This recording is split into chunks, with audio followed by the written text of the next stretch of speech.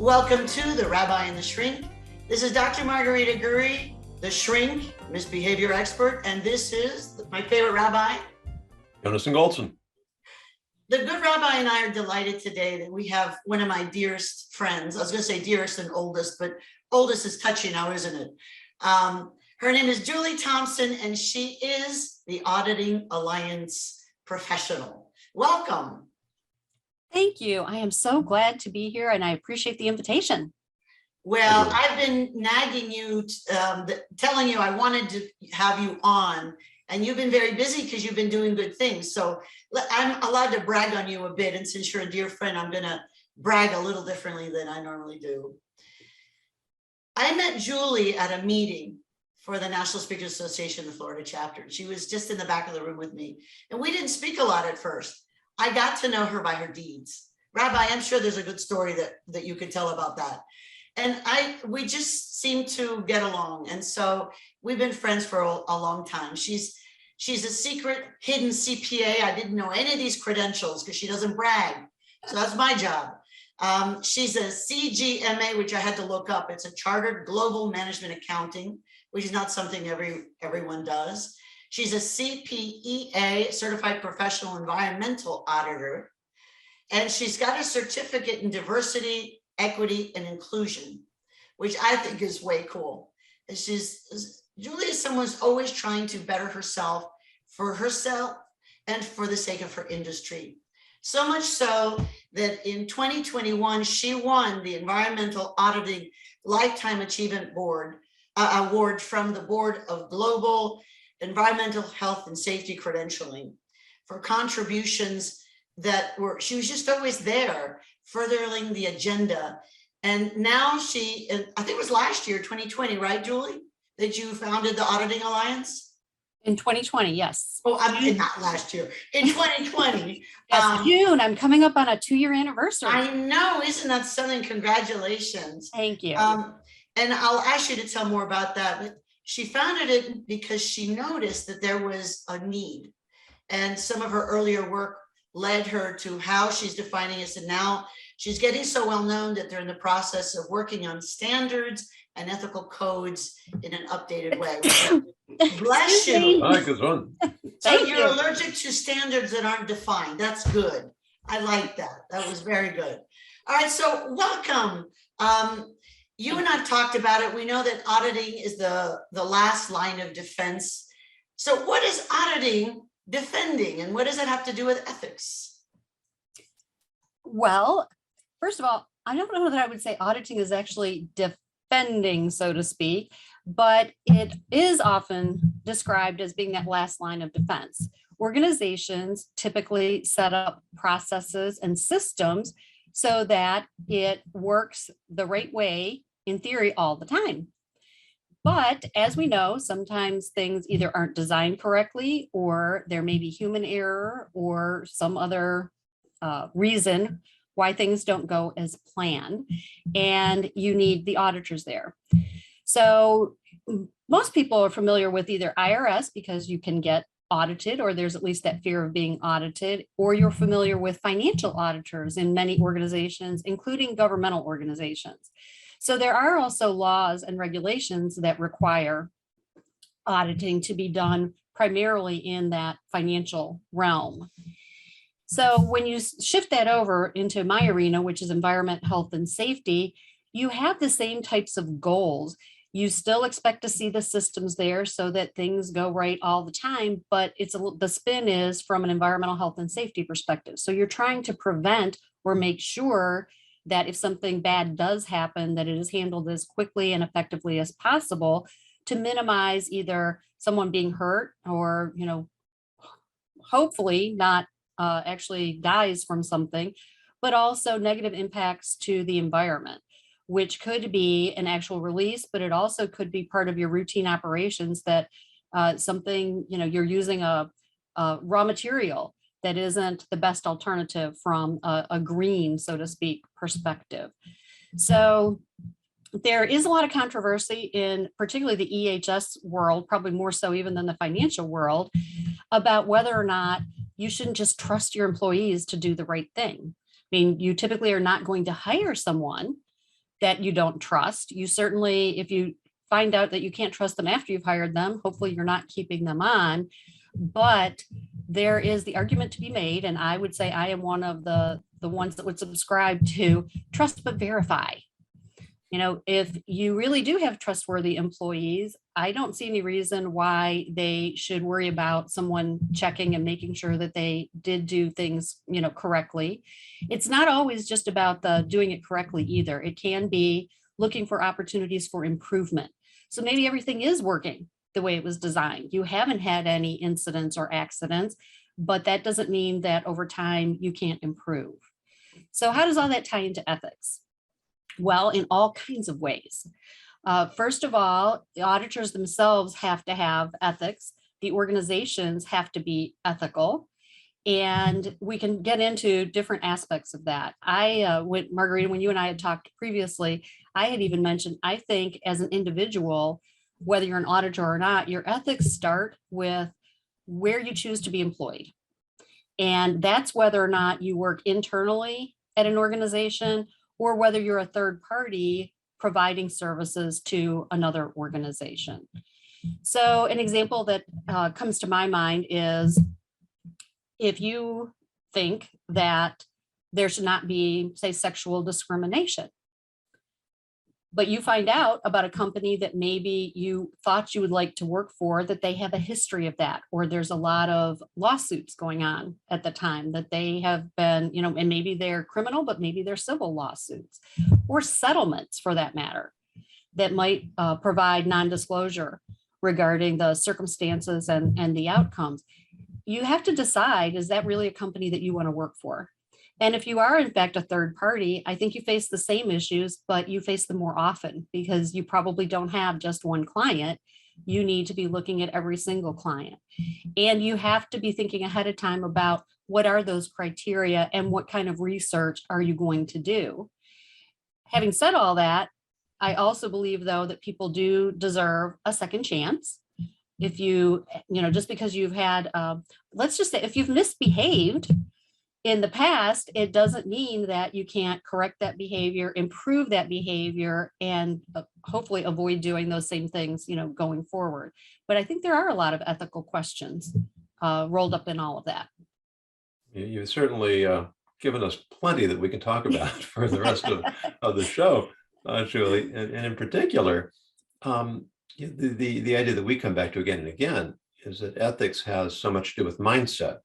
It's a desire to do things well, to do things right, to improve, to create a culture where we're all responsible for ourselves and for each other. And that what you offer is something that's often almost always a critical element, which is to bring in an outside or an objective pair of eyes. A person who's knowledgeable, a person who knows what to look for, who can identify problems, and can be trusted to point out things that we, despite our best intentions, might often miss because we don't know exactly what to look for. I totally agree. And you have touched on some of the things that you would look for in an auditor that can also bring in ethical issues. So particularly, I would say for third-party auditors, but even if you're an internal audit and you work for a large organization that may have different business lines, you may be asked to do an audit. And one of the questions you need to ask yourself that is an ethical question is, am I qualified to do this? Do I have that knowledge? Do I have that expertise? Or am I just going to say, yes, I'd love to do that, because you need the money, you want the experience, and you kind of figure, I won't tell them because I think I can kind of pick this up as I go along, or I'll study at night and figure it out. So there are ethical issues related to, you as the auditor, your professional background, experience, and knowledge that also come to play. And I think that I've certainly seen in my career people that have taken on audits that they were not necessarily, didn't have that experience and knowledge, and probably should have turned it down, or at least made the auditee aware of it before accepting that and saying, here's what I'd like to do. And I'd like to take this even as an opportunity to learn, but make sure that they're aware instead of keeping that to yourself. A lot of ethical issues I've seen. What are the factors that make it difficult to resist some of the temptations to not be the most compliant of auditors, to let people fudge things? What are those temptations? I think that there's probably some crossover between whether you're an internal auditor or a third-party auditor. So before I get to maybe some of the commonalities, and maybe some of these will just come out, but when I think about internal auditing, and in my background, by the way, I have been both an internal auditor and a third-party auditor.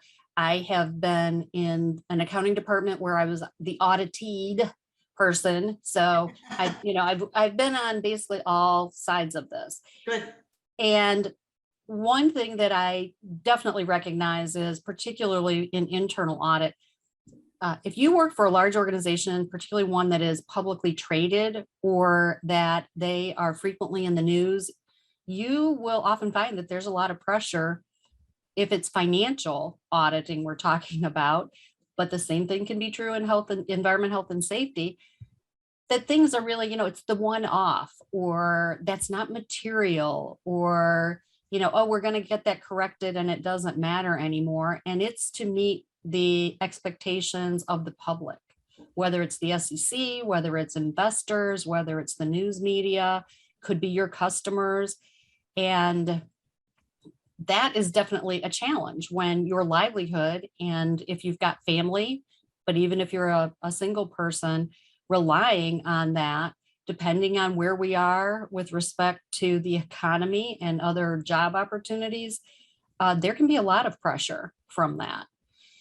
With respect to being a third-party auditor, you can have similar types of pressures where the client wants to downplay or say that it is the one-off situation, when you may not even be given a chance to do enough testing to verify that it really is a one-off.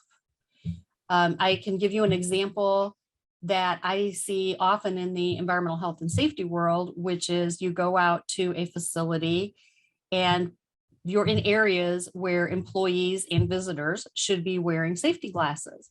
You will also often see those that they are either hanging on a string around people's necks, or they're on top of their hard hat, or in their pocket, or nowhere to be seen at all, but they certainly are not on their face. That is one that many organizations, when that's brought up by auditors, their reaction is, oh, that's low risk, so we don't need to worry about it. The fact that we're using dangerous chemicals that could, burn someone, or if someone fell off of a high platform could kill them. So we aren't really, we don't really think that it's that important with the safety glasses. I would say I disagree. And so certainly someone could end up with an eye injury or even losing their sight. So because it doesn't happen very often, and because there are also risky other or additional risky situations, I think a lot of times we downplay the importance of that. And again, you get a lot of pressure. There's another implicit point that you're making here, Julie, that if you see neglect in one area, there's a good indication that you're going to find it in other areas as well. And there's a famous story. I believe it's the band Van Halen, that David Lee Roth, was he the head of the group?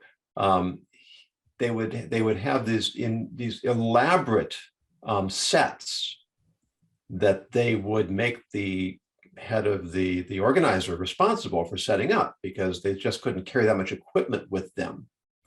And there's a long contract of details, highly detailed instructions.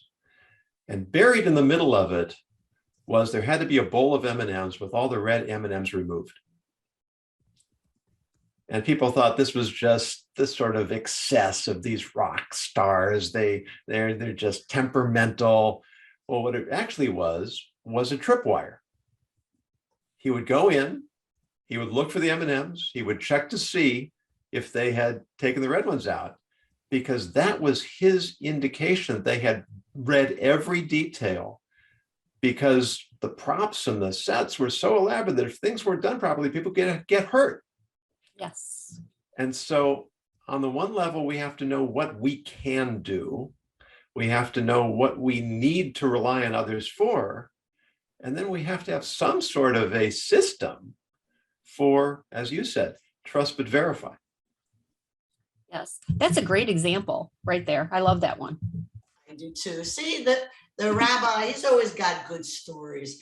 And that one was, ancient Jewish wisdom. I was going to say, it's handed down for generations, that For story. generations, yes. I think another example that you and I talked about once, especially when COVID started, and then as everyone got sick and tired of COVID, I mean, even more than they were after day 2, was the idea of wearing masks. And many people wear them like this, or they wear them like this, right? But Yes. very few people wear them like this.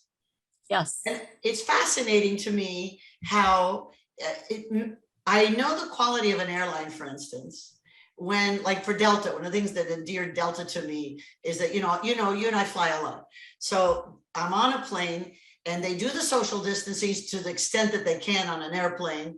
And if they see someone without the mask, they would go like this. They would just say no, they weren't scolding me, they would just point it out. I love that. And with their staff, if it wasn't, they would top, if it was falling, they would tap them on the shoulder to remember. I thought that was lovely. But how often do people get cranky with you? What percentage of the time do people get cranky with you when you point out something like the safety glasses or the mask or something else that is considered minor, which I don't consider minor, but they do? What percentage gets cranky? I would say it's actually a small percentage that would actually get cranky. However, I would say more than once when, say, the safety glasses have been brought to someone's attention, they will go ahead and put them on. But if you walk away from the situation but happen to come back in a short time, it's probably more than 50% of the time they've already taken them off again. So they will not be cranky, they will actually acquiesce, but the lasting effects of you bringing it to their attention may be questionable. Now, from an audit perspective, though, that may give you even more support as to why that's a legitimate finding, right? Because now you've not just seen one person do it once, but they turned around and did it twice, even after it was brought to their attention. So it's not an oversight at that point. Where does your obligation as an editor start and stop? You notice the problems. Do you have to ensure compliance with solutions? Not in general. So again, I need to kind of segregate between internal auditors and third-party auditors, because with internal auditors, you are usually going to have some sort of a document that lays out exactly what the department is supposed to do, what your goals are. And there will be some guidance in there about what do you do with respect to, number one, even recommendations to correct the situation. And then number two, in verifying that it was corrected, whether you came up with or participated in that recommendation or not. And at what point is that fair game to go back and re-audit? The difference between that and a third-party auditor is you typically would have a contract or an agreement for each individual audit, or maybe it is auditing the whole organizations. It potentially could be multiple locations, but in that it will include the details about what is expected. So this can be very different organization to organization. I have been an auditor for more decades than I care to share.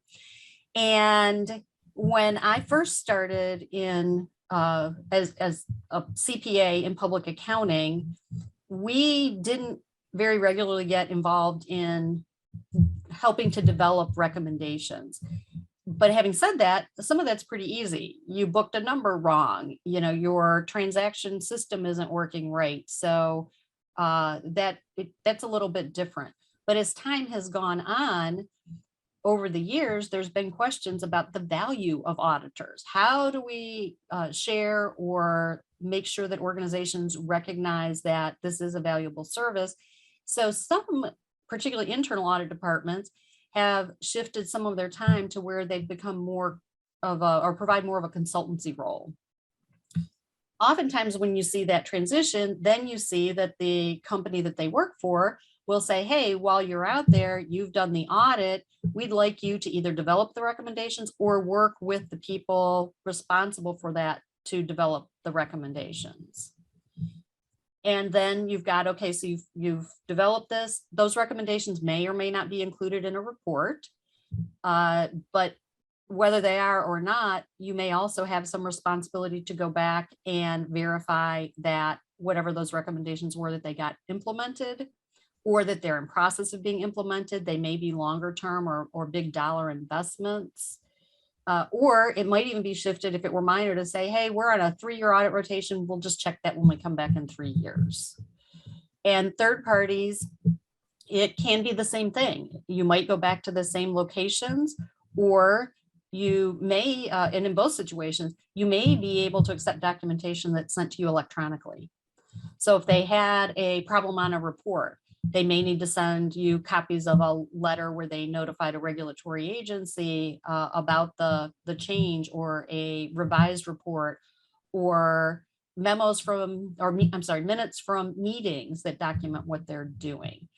So you have a role in meeting compliance, where the organization meeting compliance, but unless you've shifted over into that consultancy role, it's somewhat indirect.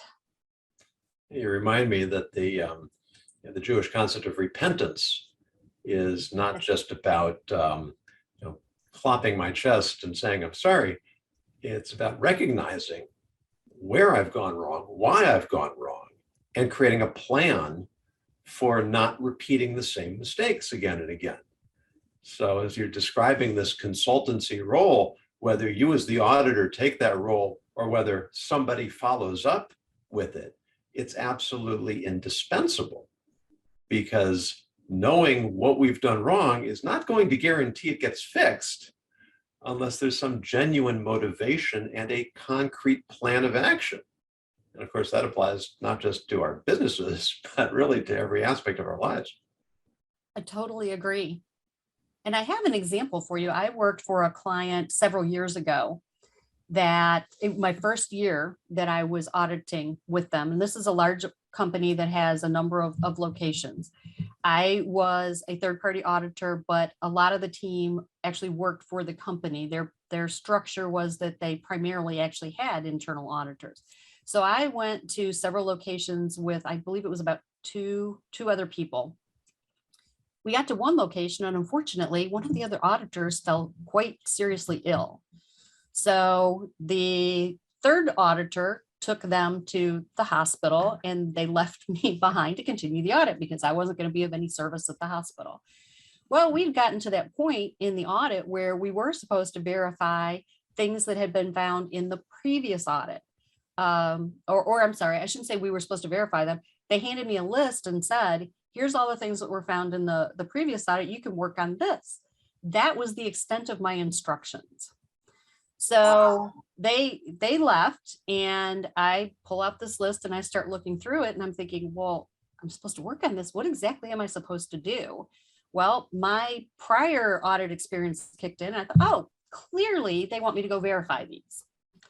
Well, it turns out they didn't actually want me to verify them. I never did figure out exactly what they did want me to do. But when I went in and verified all of these, which, by the way, had been signed off by the location and by the internal audit department saying that they had all in fact been fixed, only one had been fixed on some pretty significant environment, health, and safety issues.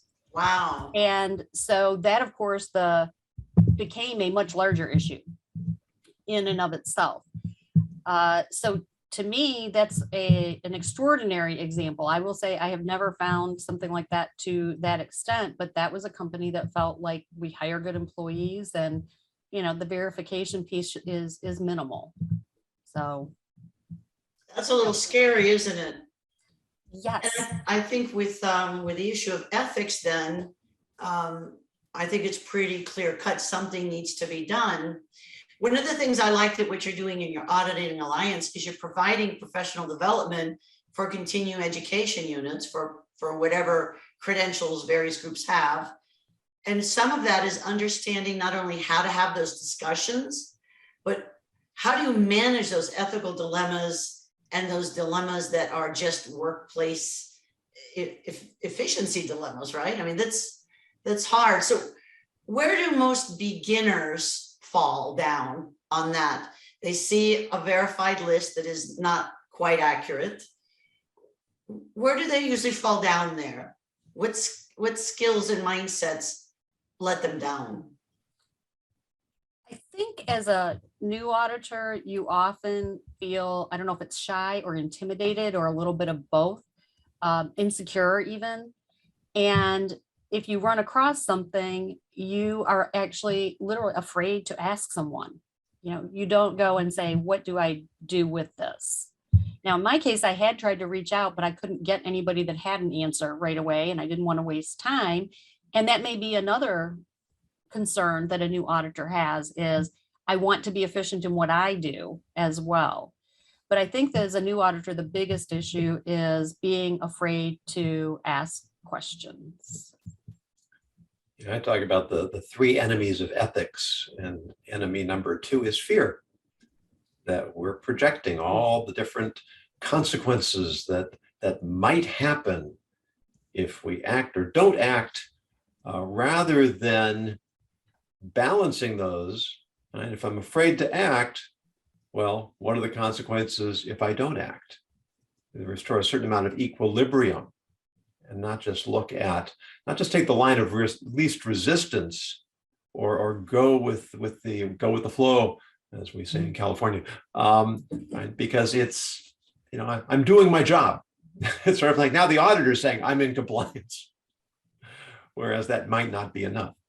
It's a hard job. So Rabbi, what are 1 and 3 of the enemies? Number 1 is rationalization. But we're so good at that. We are indeed.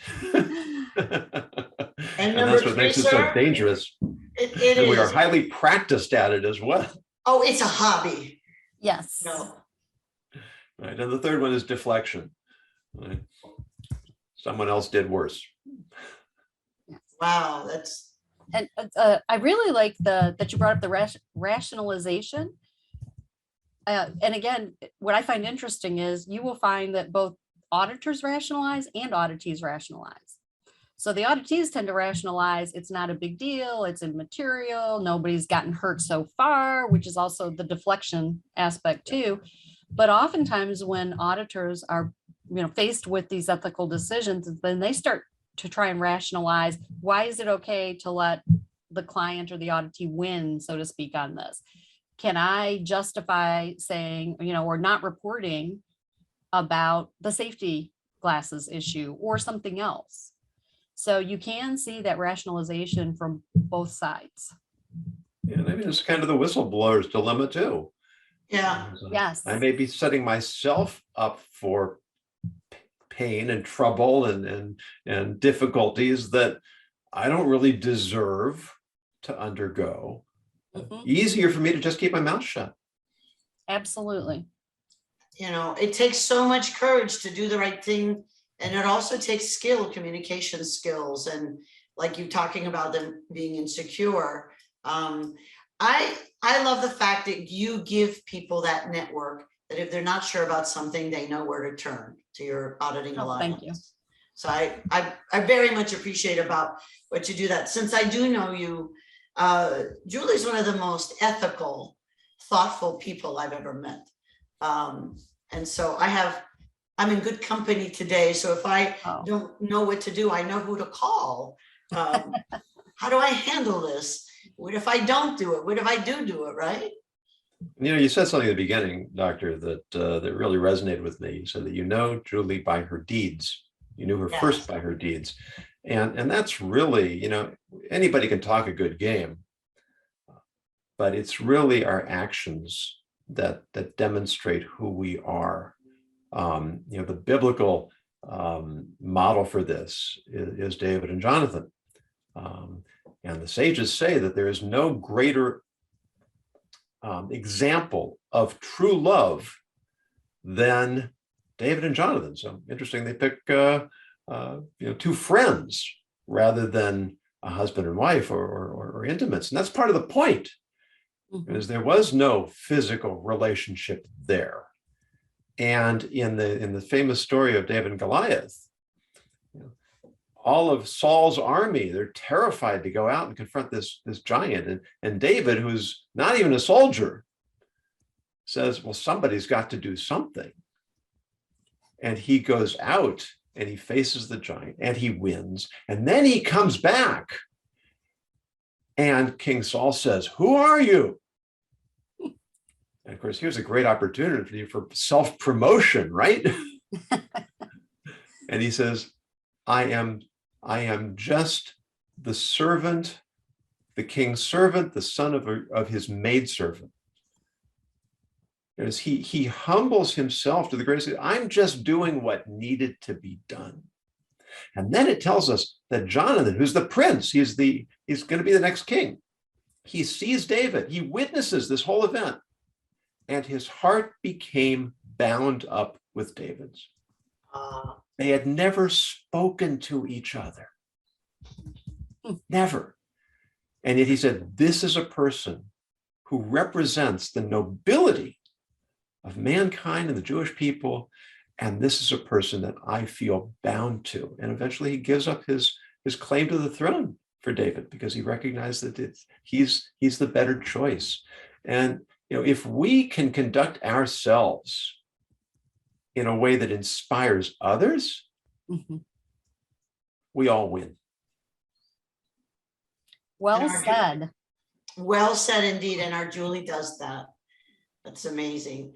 So I'm thinking now it's time for the word of the day. And when we come back, we're going to ask you for some final words of wisdom and ask you so you can give it some thought about an adventure that you're looking forward to. Good Rabbi, what is the word of the day, sir? Word of the day in the context of our conversation really opens up a whole cascade of thoughts, which I'll try to keep to a minimum. But the word is contumacious. Contumacious, which means stubbornly perverse or rebellious, willfully and obstinately disobedient.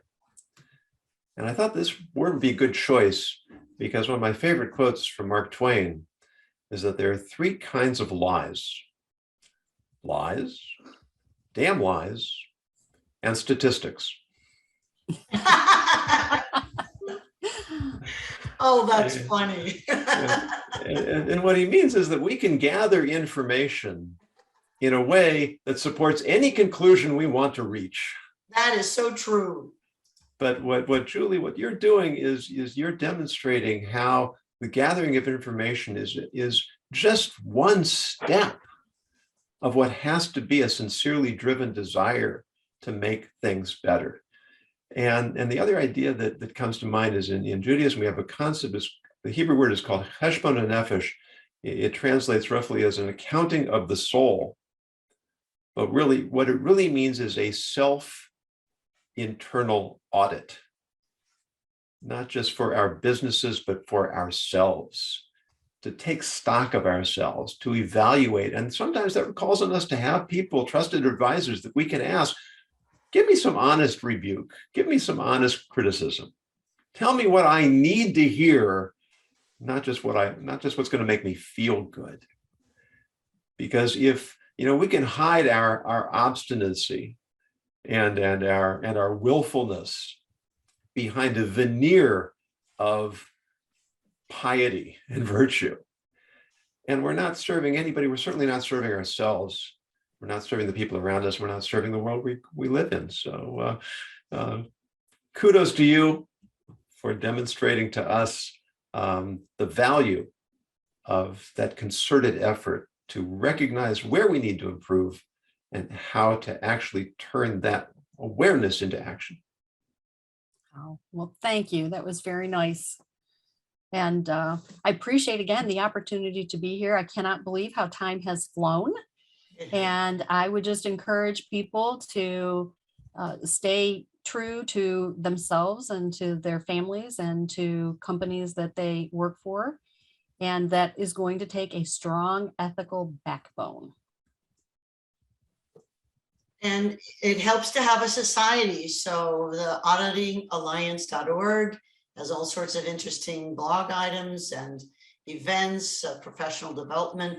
I think when you're in good company, it's easier to have not only surety of that something needs to happen, but maybe how to do it and when. The why is always there. We know it's the right thing to do, but we can rationalize that. But sometimes we just don't exactly know how to start. So I think you have a great place to start. So, Madam Julie, what is the next adventure for you? Well, the Auditing Alliance has been virtual since it started back in June 2020, and we are at the beginning stages of planning an actual in-person event. If COVID will cooperate, then I hope to have that lined up for either October or November. And if not, we might have to push it off until next year, but we'll see what happens there. But I'm very excited about that. And specifically having to do with ethics, we do try and provide at least 1 hour of training around ethics every single quarter for Auditing Alliance and other people. Many of those discussions, even though they may have a little bit of a flavor of auditing, they actually have much broader application. As well, they should, because auditors, more than other groups, your biggest line of defense is your brain and your mindsets. And you have to know how to think about things and how to assess yourself as well. So, yes, how to communicate about things. How do you set the limit? What is exactly your obligation? How do you do that? That's not so easy. And there aren't books for that. You have to talk with experienced people and give it some serious thought. So bravo, I'm excited for you with your. Thank you.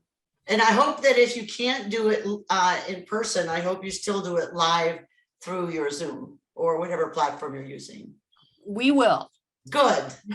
I will look forward to hearing more about that. Well, there's something that I think we have in common, auditors, ethicists, accountants, actuaries. People outside look at us and think we're kind of dry. So, Julie, what do you do for fun? Well, right now I'm in the middle of a home renovation. Well, that is not fun. If that you're a sick puppy if you think that's fun. And okay, but you haven't told the rabbi how long have you been in the midst of this disastrous renovation? I didn't think you'd tell on me. Well, it's not your fault. You had a series of environmental disasters. I did. So how long has this house, and you have been so stalwart in your efforts to remediate. I have been so impressed and exhausted hearing the details. So when did it start? What year? It started in 2016. Oh my goodness. In July, I found a pinhole water leak. And unfortunately, it went down between walls. And because of the type of flooring I had, it actually went underneath the flooring. Now, it looks like the water was only leaking for maybe 2 weeks, if that. But as a result of mold and water, when the specialists came in to take care of all that, they also found my garbage disposal had corroded from the backside. So the pinhole leak was at one end of the house, the garbage disposal at the other end, and with continuous flooring and so forth, the entire house is going through a renovation. I now see a light at the end of the tunnel, and for the first time, I'm not sure anymore that it's the train. It might actually be the end of the tunnel. Well, good. Yes, good. And it is getting to be a little bit more fun, Margarita, now that I know what that light is. So, but when you're done, let's pretend for a moment that it's all the way done. I know no house is ever all the way done, but let's just pretend that it can happen. What fun thing are you going to do then? Well, I have all kinds of things. I will actually be able to do a little bit more traveling for fun rather than just for work, because I won't be trapped here waiting for contractors that may or may not show up. I also have taken up knitting, so I will have more time to knit and or crochet. I've crocheted before, but the knitting. And I want to get back to exercising, but very specifically rollerblading. I am anxious to get back to that. Well, that sounds wonderful. As you see, the rabbi pushed you for fun. Yes. I had to push you for fun. I mean, how many lines of defense to push you for fun, but you are actually a fun person. But I think just, when we're in the midst of lots of things, it's hard to put ourselves first. But if we're going to be wonderful, ethical people, we have to be a little selfish and put ourselves first, because it's truly not selfish. It helps us serve the greater good. So I agree. you did good. Yeah, And thanks I so love much the for new being with color. us, Julie. Huh? And Doctor, do you have a last word for us today? The last word is, when we're talking about auditing, we're talking about a fine line between being too harsh and too soft, and what is the official thing that needs to happen for compliance. But I hope we don't stop at compliance.